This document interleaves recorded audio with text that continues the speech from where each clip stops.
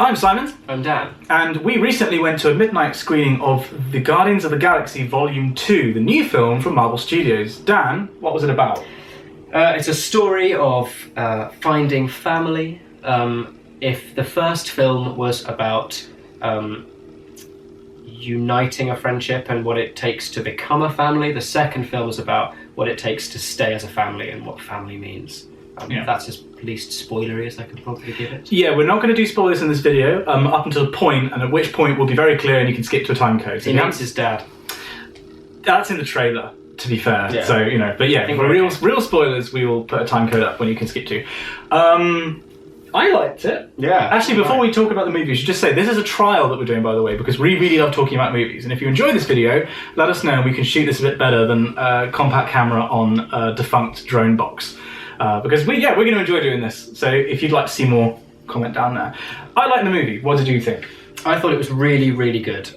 The thing that I was worried about is how different it was going to be from the second film. So the first film was so successful because I think it was considered before it came out, and critics were wondering that it was going to be Marvel's first big flop.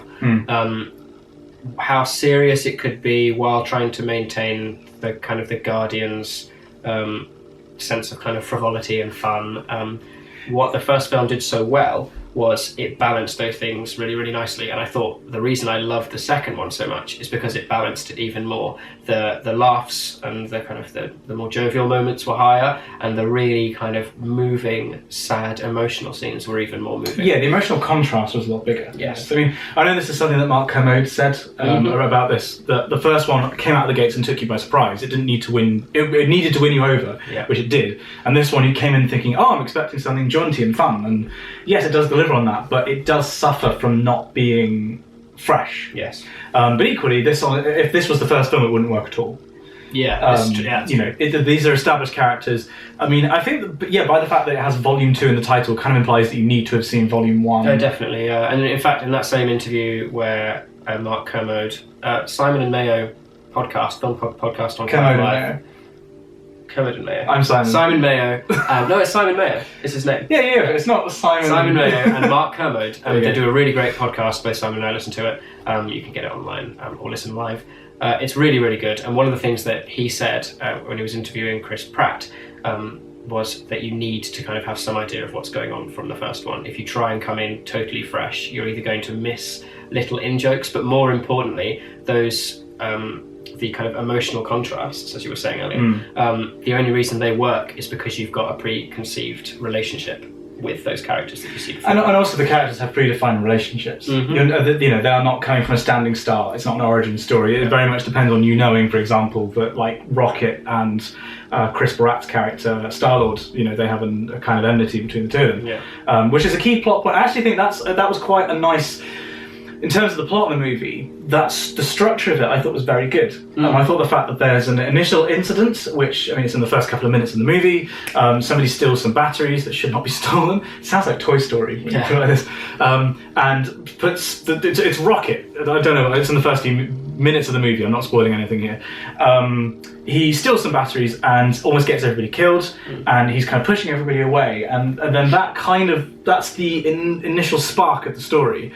And the issue of why he did that comes back, and then that ties into another character, and that character then resolves things with other people. I thought, as a structure, I thought it was good, but my complaint about it would be that I don't think there was enough plot. I know this is something we said in the brief review in the vlog, that I don't think there was enough plot to fill the entire movie. And that lack of story points throughout, I think certainly the way it manifested itself for me in thinking that it felt a little bit weak from a narrative perspective, is that the pacing, as we said again in the early discussion, was wearing the same stuff. Yeah, I changed. He just wears this. I haven't changed. We have been away for like a weekend. I have one other thing. But it felt, the pacing felt off. If you can split it into like a 3-act narrative. The first 2 acts felt considerably slower than the final act, which is interestingly a complaint that I had About Rogue One? equally with Rogue One. Yeah. The other one we saw in the same theatre. Yeah, same theatre, same midnight screening. So whether that's interesting, actually, maybe the time might have something to do with that. I don't think so. I think that is a complaint I've seen elsewhere. Yeah. I think it would be interesting though because I think either Mark or Simon may have mentioned something about how going into a midnight screening of a film, it does alter your kind of experience and how you kind of treat. It's almost like the altitude lacrimosity syndrome. You cry more when you're watching films on a plane. I mean, certainly when I went to see Episode 7, Star Wars Episode 7 at midnight, which when I was jet lagged anyway because I was in California at the time, I wasn't going to miss it. I remember coming out and being like, I think I like that. Yeah. But I had to see it again at a normal time to be like, yeah, that was a great movie, rather than kind of being hesitant, which was in a way slightly ruined the experience of seeing a new Star Wars film, the first decent Star Wars film since 1983, whenever Jedi was released. One of the things that I just remembered. Where we disagreed, which is usually not especially common when we're talking about films, because I feel like we had a similar kind of attitude and kind of attitude towards them. No, it was character development. I have a list. Character development and, oh gosh, here we go. and the arc of certain characters. So I feel like one of the reasons that the third act worked was because Star-Lord's character was kind of centre stage, and he had the most interesting arc. But what I felt like dragged the second act in particular down was the fact that there was a lot of focus put on Drax and on Gamora. And I felt like their arcs I felt like Drax in particular was a missed opportunity. I felt like they could have done an awful lot more there's that scene with Weeda, Wasp, whatever the lady's called with the... Her name. Yeah. Her. There was the Mantis. Mantis. It was an insect. I remember that. And yeah, I felt like that was a missed opportunity. Yeah. Because he's a one-note character that I felt like they almost deliberately said, "Oh, look how one-note he is" for the first half or so of the movie, and then that's the point at which you say that there's this deep sadness in him that you then develop, but it just didn't. And equally, I felt like with Gamora and Nebula, who are the two sisters, they're the daughters of Thanos. And obviously they're going to come into the bigger Marvel arc. Something actually to point out is that this doesn't really play into the bigger Marvel story arc at all, which did leave me thinking, what was the point? Other than, I don't think it... I think it did, but very, very subtly. I don't think it was completely devoid. It's not the same as the other ones, for sure. No, but I think, I remember having this discussion with you on the way home, and I think there may have been a reason for that. For anyone who's not aware, basically, in the upcoming Avengers film, Infinity War, they are going to be linking the Avengers with Guardians, and that's going to be really, really amazing. And just from a point of kind of constructing a narrative, something of this scale really hasn't been done before, certainly in film. But just to be tying in so many points in a story, it's going to be really amazing. A, if it works, I really hope it does, but B, how they achieve it. And I think the reason for them leaving this Volume 2 as almost coming across as a little, well, how are they going to do it, is to make how they do it seem even more impressive. If they gave too many linking points, I feel that as an audience member, you'd go in to see Infinity War with some idea of how they might do it. Yeah. Because they've left it slightly vague and we're still wondering how, it's going to make it even more impressive. There are events that take place on Earth in this, which didn't happen at all in the previous Guardians. Not to put any spoilers in, but yes, there is that link. But going back to the thing about Gamora, I felt like her and Nebula, there's a very interesting relationship there that was underdeveloped. But it was another criticism that I've got here, was that basically every female character in this movie, if not their defining characteristic, one of the major characteristics is just empathy. Like Mantis is all about empathy, that's her shtick. But then Nebula effectively, this isn't really a spoiler, Nebula just wanted a hug the entire time. And then Gamora, whenever anyone needed to take care of baby Groot, was just like, here you go, Gamora, you're the female, you're the empathetic character. I felt like it was a little bit, not insulting, but I felt like it was a little bit shallow to just kind of put all these female characters as the empathetic ones. Yeah, I'd say that may have been done deliberately. Certainly from when you say that a lot of the final half of the film, you're looking more at Drax, who is almost kind of a personification of that alpha male, masculine, unfeeling kind of a person. And it's a great performance from Dave Bautista. It's really, actually. really he really nailed it in the first one. He did it again. Sorry. Yeah. So, yeah, I'm not sure whether... Because a lot of the male characters do come across as quite masculine. The defining thing is strength. And Star-Lord, it's he's he's like the balanced one. But Rocket, who is presumably a male raccoon, well, he's not a raccoon, he's whatever he is. Groot doesn't really count, he's plant. What's his name? But every single male character has a moment where they are the only person filling the screen, and they've been reduced to a really kind of harrowingly low emotional state. So I feel like saying that the female characters have almost have kind of been offloaded with empathy to leave it might be... That's a simplification, for sure. If you look at it through that lens, then I'm sure you can. I think there is more to it. I do feel like they were just a bit underdeveloped, honestly. I don't know if I agree. I mean, I don't know. It's difficult because maybe we view male characters differently because we're men. And we view female characters differently because they are fundamentally other, and they've always been written differently. Yeah. And so perhaps I'm trying to look at it too critically.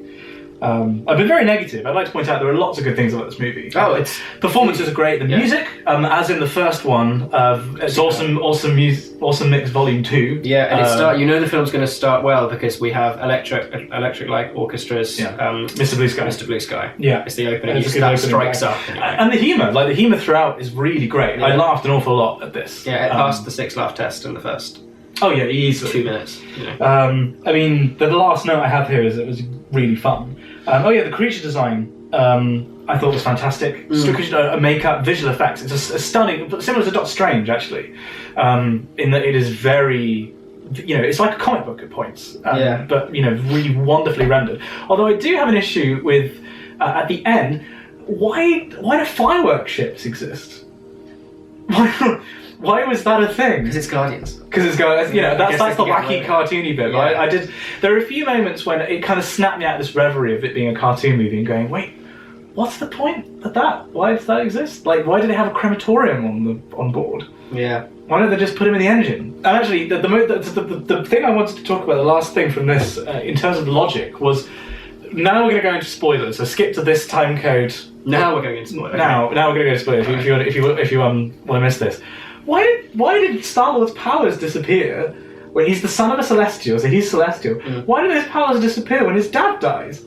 It's not like his genetics change. No, but I think that's why they refer to him as a Celestial, and there's something other about him than just a genetic trait that's been passed on. So his power source was his father. I guess so, yeah. But I just felt like that wasn't made clear. I felt like there was slightly confusing about, for one thing, the limits of the power, because Peter at the end and his dad, Ego, isn't it? Mm-hmm. Just omnipotent, basically, completely powerful, and that was one of the good visual gags when he just makes a Pac-Man. The other guy, his dad's like this hulking great, like the Thing from Fantastic Four. I almost said Fantastic Beasts. Going against this Pac-Man.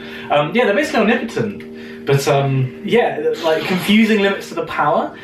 Similarly with Gamora, it's like at one point she picks up this gigantic machine gun. Yeah. And it's like, well, what can you and what can't you do? I felt like from a writing perspective, they needed to define the limits of what they were capable of doing. Yeah, which is one of the things that the Avengers films did so well, especially in Civil War, is you're taking near seemingly limitless power given across a whole array of characters, but each one has a weakness, and each one's weakness and strengths mirrors and clashes with another, so you never really have one true, like the Superman problem doesn't really come into it, which is one thing that I think Guardians could have improved on, because there are points when you're like, that was actually one of the things I thought, when they meet, how is it going, how are they going to be limited? Because we haven't seen a real limit yet. But also, furthermore, does Star-Lord not have any powers anymore?